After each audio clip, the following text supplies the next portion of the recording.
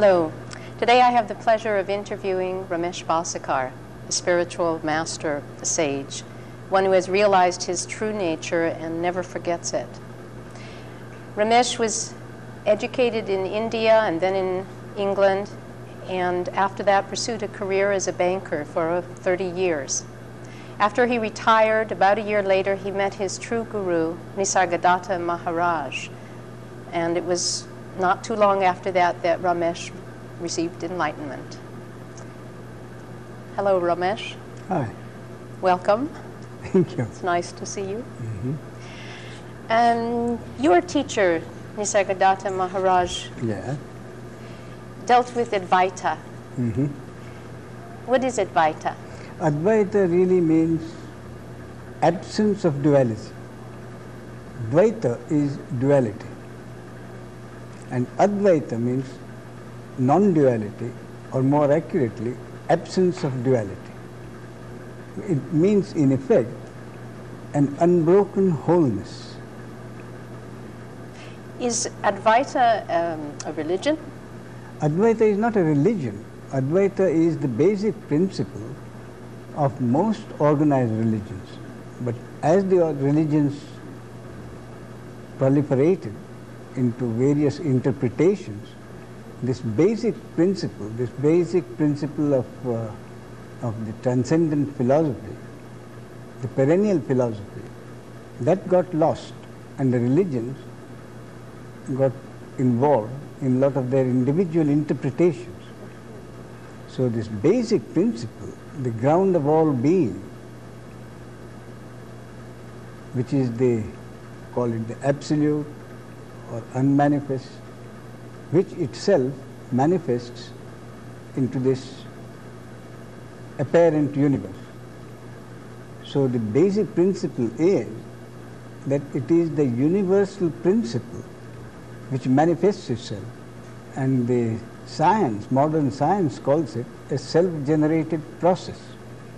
So this manifestation of the universe, which the mystic has always said has been a process which has happened by itself, the scientist now confirms that it is a self-generated process. No one brings it about. It has just happened. Well, what's all the fuss about? I mean, people are seeking enlightenment. People feel like they're in bondage. How does all that come about then? That came about because the individual started thinking of himself in terms of an individual. Actually, what is an individual? The individual is really nothing but an object. The object precisely like any other object. But an inanimate object has neither life nor sentience. The animal, a sentient being, has sentience. So what distinguishes a sentient being from an inanimate object is the existence of sentience, which enables the senses to work. And the human being is a sentient being with the additional gift of intellect. So the inanimate objects plus sentience is the animal, and the animal with intellect is the human being. And the human being, because of his intellect, has separated himself from the universe and has considered himself a separate individual, a separate entity. And the very fact of his considering himself a separate entity, this very separation is the bondage. So now he has created the bondage, he has created the intellect has created a concept of bondage, and with the concept of bondage, the concept of liberation comes in. So if the individual does not consider himself in bondage, the question of liberation just doesn't come in. Does the individual concoct this idea of bondage, or is it somehow built into life, the misconception that we're in bondage? The misconception that we are in bondage is because of the very concept of a separate individual. Actually, he is just an object. But it is this intellect which has separated him from the rest of the universe. And instead of being merely an object and realizing that it's only an object, an instrument through which totality or God functions, he assumes that he is a subject. The real subject can only be one. All are objects. But he has, the individual human being has usurped the subjectivity of God, or call it the subjectivity. And with this usurpation of subjectivity, he has separated himself. And it is this separation which itself which leads him to all kinds of feelings of misery. The individual thinks he is in misery, and therefore he wants release from this misery, which he calls freedom. So this, he calls his misery, individual misery, as bondage, and wants to save himself from that bondage. So he is seeking means outside to get himself what he thinks liberated. But it is his own separation from the universe as a separate entity, and the real liberation comes with the realization that he cannot be a separate entity, that he is just a part of the unbroken wholeness which is the universe. So let me see if I understand now. The universe is one, a totality, an unbroken wholeness. Yes. And somehow, though, this idea of an individual comes about. How does that work, that the individual comes into this wholeness? All there is really, this absolute, all there is consciousness. The individual comes in only when there is awareness.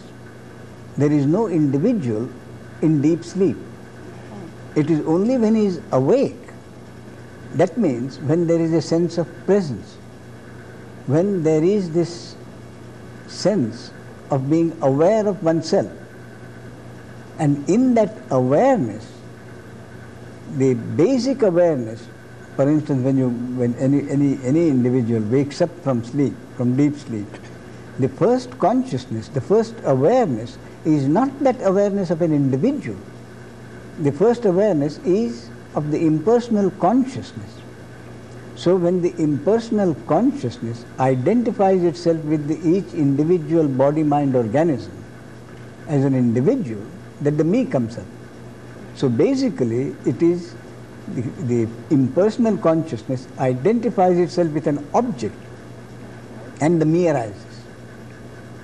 So the impersonal consciousness brings about this individual then? Through identification with each individual organism. That is then correct. In itself there is no individual. Individual is a concept. It's a concept brought about by the impersonal consciousness. Which has identified itself as an individual. Oh. So the whole point is that the impersonal consciousness has identified itself with the individual body-mind organism as an individual. And this identification continues through several body-mind organisms. And in a certain body-mind organism, the mind turns inwards. And then the process of disidentification starts. And the end of this process of disidentification is what is termed as enlightenment. So it is the whole process of identification and disidentification is an impersonal process in which the individual is merely an organism through which this impersonal process happens.